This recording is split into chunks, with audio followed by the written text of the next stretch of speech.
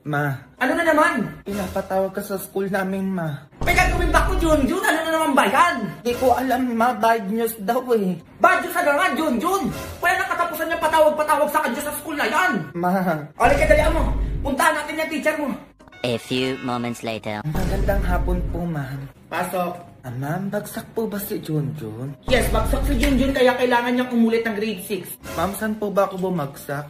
Binagsak mo lang naman yung mga essay at mga assignment mo. Ay, hindi po ako gumawa niyan, ma'am. Si mama po.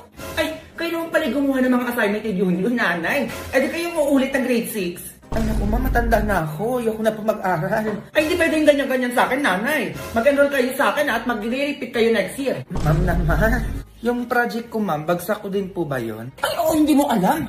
Lalo na yung pinaproject ko sa inyo na mag-picture kayo sa ilalim ng lamesa ng duck cover and hold. Ma'am, di ba nagpasa ako nun? Yes, nagpasa ka nga pero binagsak naman kita. Dahil ang iksi-iksi ng short mo. Ay, bakit, ma'am?